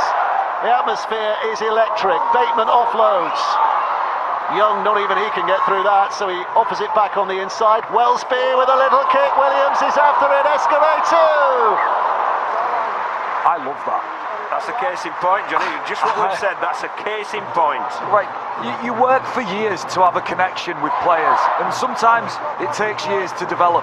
But what I've seen from Jack Wellesby and George Williams is a connection that's unnatural, and it shouldn't be as developed as what it is for the limited amount of time they've had together. They read each other so well. I love watching them two play. Here comes Burgess. That always means a big impact. Whichever of the brothers or the twins it is wearing that England shirt. Oh, it's gone behind Hall again. Farmer tries to keep it alive. What a play. French head and feet at the scrum here, I think. Well, they're trying their best to get Ryan Hall over, aren't they? And once again, they're looking down the left-hand side. And there's some good hands initially, but then just not quite executed so well at the very end there. But this will all help. As you've rightly said, John, there is great connections already, but it will all help to build them for further down the line in the competition. And disruption's good. So losing Callum Watkins here just tests somebody else in a different position. You know, having Andy Akers on the field is a good test. It's a changing dynamic. So I think it's great for Sean Wayne to be able to just move players around. And when you've got adaptable players who can do multiple roles, it gives you such flexibility within the tournament. And that's maybe Jack Wellesby, players like him who can just really fill different gaps in the team. Gives you that ability to flex really quickly. Coming on number 15, was a dummy half there. This is Esquire. Julian, Benjamin Julian.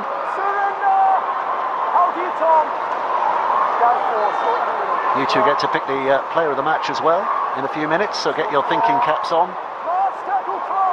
Yeah, we're having a Marcel discussion here. I wondered what was going on. Here's Gigo, good footwork from him. Out it goes to Julian. Julian with just a kick and a hope. And Hall, well, the winger with a big pass. Tompkins on his knees, holds his hands up, an apology for the slip, but that's why he plays on the wing. You know, what Ryan Hall with passing like that. Yeah. Don't do that again, Ryan. Just run with the ball. Just do your job in yardage and finish in good ball. Sneed picks up. Here comes Hill. Hill with a big galloping effort again, putting the French on their backsides. Those who try to meet him. Williams skipping forward.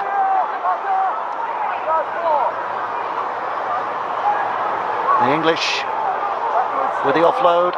Williams collects again, puts the kick in, takes a ricochet or two. Offside against Williams because Wellesby quite clearly played at that. So the French get a penalty. Yeah. Look at the meterage there. Yeah, I mean, that's 1700's good, 1800 you're usually winning. If you get to 2000, Dave, just as context, that means you've definitely won the game. Usually, 813 metres is a shocker for France. That's just not even in the physical contest at all. By the way, just giving you an update on points that England have scored of late. Their last 3 tries now, 152 points. Callum Watkins is okay, that's good, that's good. But and if you'd said, a month ago that England would play Fiji, Samoa and France and would rack up big wins against the 3 of them that would score 152 points, you'd have thought, wow. And now you've just got to sit back and go, wow. It's building well, it's building well. It's a home World Cup, it's got great exposure, and the players once again are delivering. Well, barring 20, it's been almost a flawless start to the World Cup for England. What 20-minute blip, and that's what Sean Wayne, when we hear Sean Wayne after the game, without doubt he's going to focus on the blip, the 20 minutes that'll upset him most. But that aside, it's been almost perfection from England at times. Last play, Gigo. Out it goes. Kick and chase into the in-goal area by Seguier, but that's 40-20. Not the best kick, that is it. That's a dreadful kick. Yeah. And that's why he doesn't normally have the kicking Correct, duties. yes, his licence will be revoked. He's worked hard as Ryan Hall. 170 metres. Starts his 20th carry. Big work rate for somebody coming into the team. Young trying something miraculous. He's tried to force it, didn't he? I mean, John, I think Ryan Hall really, he knows with Tommy Makerson and Young, he's got 2 cracking wingers there that he's in competition with, and he really he's laid down a marker tonight. Yeah, they're the interesting ones, aren't they? Selection headaches as the tournament goes on, and certainly all of the wingers have played fantastically well, so a headache there for Sean Wayne. This is Gigo, down and up again. Oh, Gigo's done really well there. Wonderful stuff from him, and he gets support on the outside as well for Arthur Romano to score. And that was a little pocket of magic from Tony Gigo. Yeah, pocket of magic from the French halfback, the number 7. Really created that out of nothing for Romano to cross wide out, but I would suggest from an England point of view perhaps there'll be a question mark or 2. First of all, about Young there, this just is not on. It's just high risk with very little reward at that point in time. But let's credit Gigo there. Sneed away, he gets it first of all, then the back row Whitehead before he just sucks in Sam Tompkins to put his winger away. Yeah, it's probably 4 defensive errors there. Initially missed from Sneed, so a bit grabby to Armsy, doesn't quite make his mark. Whitehead, grabby, Armsy, no shoulder. Farnworth, grabby, Armsy, and then it's done. You can only make 1 or 2 defensive errors back to back, and then you're conceding points, and certainly against Australia, New Zealand, 1 or 2 defensive errors will lead to points. You certainly can't go 3 or 4. You're chuckling at me, Dave Woods. I'm just thinking Grabby and Armsy, are they the dwarfs that didn't make the final 7? Here comes Morg, looking to keep his 100% record, and he has done. 3 out of 3, so 42 points to 18. England 42. Yeah, it's Tony Gigo, bit of a maverick sort of player, a very quiet day. Had a lot of involvements, but England defensively, in the main, have been on the money with defending him. Maybe a frustrating afternoon for him. He's one of the more experienced players in this young French team. Player of the match, by the way, who have you chosen, you two?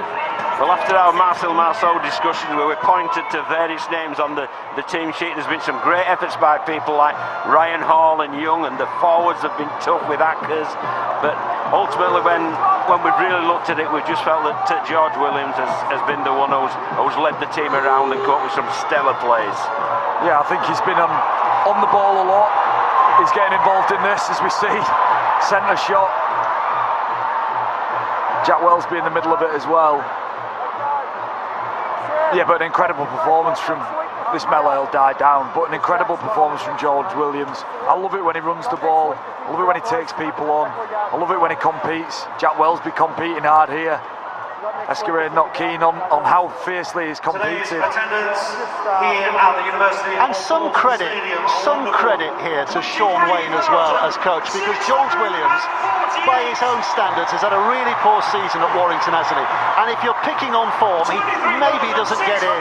And Sean Wayne said, no, I know what he can do, and I know he will deliver at a World Cup. He's been in such a bad team this year that Warrington have had an awful season, and I think George Williams hasn't been as bad as Warrington have been. I think he's been one of their better players, but you put players around him who are in good form and he looks world class, doesn't he? And he's been world class in the first 2 games for me. 90 seconds to go. England in the quarterfinals, almost certainly as group leaders, unless something incredible happens against Greece next week. So England doing what they've had to do at the start of this tournament. Not only that, doing it superbly well. Apart from that 20-minute period in the first half here, they've been pretty on form. They might have conceded another one. Lange's claiming this. Tompkins tried to get there, but I think Lange got there first. And the referee, Gerard Sutton, thinks that, but we're going to the video referee again. Robert Hicks. Video referee to match director. We have an on-field decision of try. Please can I check all available angles for grounding, but I need to see the kick first to clear the onside, please. Pause on the foot, please. Player to the left are onside. Yeah, we can keep going from here. Okay, so it's all about the grounding now, please, just to see that he does get his hand to the ball while it's on the floor. Hands are coming towards the ball. That's still, it's up. And the separation there. Thank you. He has to catch all regrip. I've seen all the angles I need, and I've now made my decision. Yeah. Oh, there they go. Here we go. I think this is going to be no try. Yeah, no try. Separation. Quite clear separation. I didn't think that was so clear, Dave. I thought it was very clear. I think Robert Hicks got that absolutely spot on. Player of the match. Yes. Awarded to England's number 7, George Williams. There's the announcement as George Williams as player of the match. We'll be hearing from him at the end of this game, which is now only 50 seconds away.